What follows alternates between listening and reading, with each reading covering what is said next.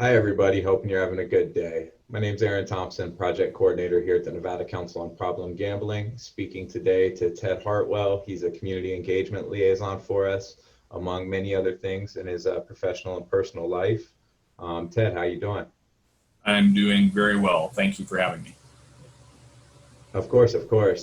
Just wanted to talk to you. Obviously, COVID-19. We're all trying to learn what the new normal is.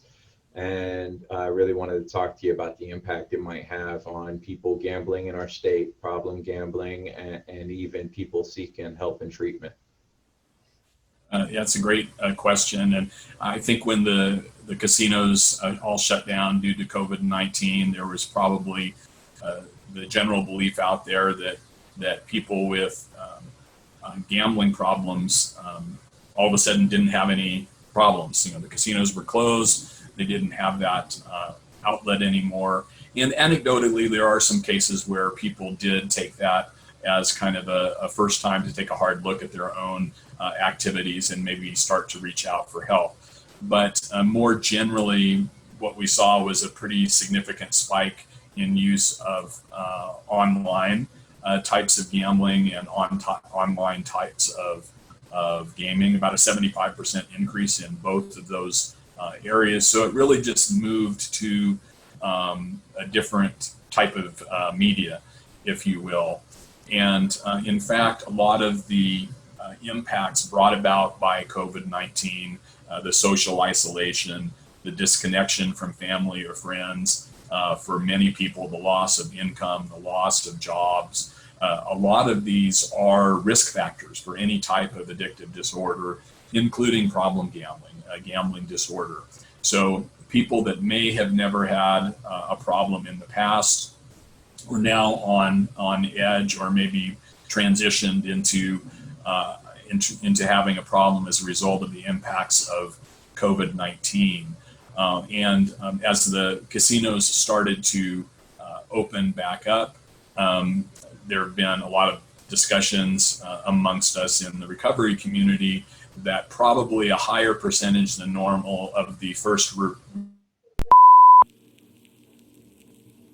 because of COVID-19, and who may be looking at gambling as a way to now recoup some of the losses that they might have suffered financially as a result of the pandemic. So we want to make sure that people get the message to kind of look at their own behaviors and ensure that they're gambling for the right reasons, which is just entertainment, right? They're keeping to those limits of time and money, and they're not using gambling to escape from anything emotional that's going on in their life, or to try and win back money that they've lost as a result of financial impacts of COVID-19.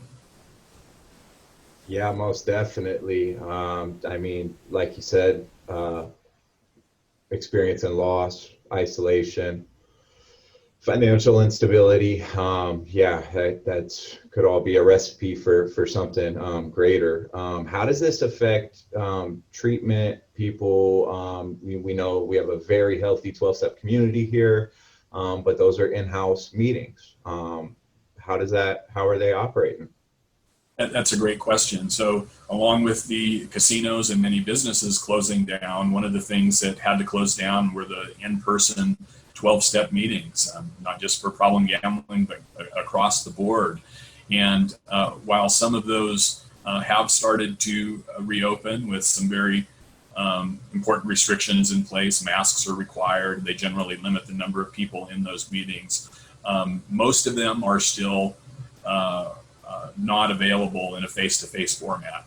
However, the recovery community mobilized fairly quickly after the shutdown of those meetings, and you saw a lot of Zoom meetings and other types of digital formats pop up online that, while they were not necessarily officially sanctioned by those recovery organizations, were run in exactly the same manner as one would expect going into a 12-step meeting, where anonymity was a spiritual principle. And in fact, in many ways, it's possible to be even more anonymous in some of the online formats than it is in some of the face-to-face, where you can choose whether or not you show your face on camera. You can put whatever name you want in that box, and you can participate directly or not and just listen in if you want. So very important that a lot of those resources went online and provided that connection to people who were already in recovery, and also a safety net for those who might have transitioned into problematic behavior during COVID-19. And the same thing has happened, of course, with the more formal treatment recovery organizations.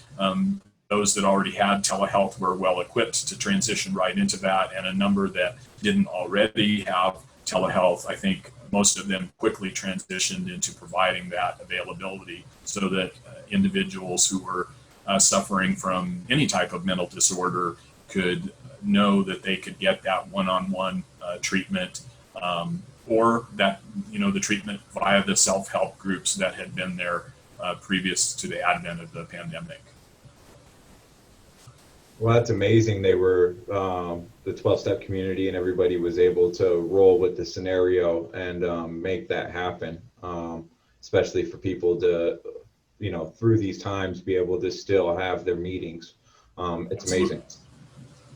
Well, I appreciate it, sir. Thank you for taking the time to have this conversation. It's an important one, and until next time. All right. Thanks for having me.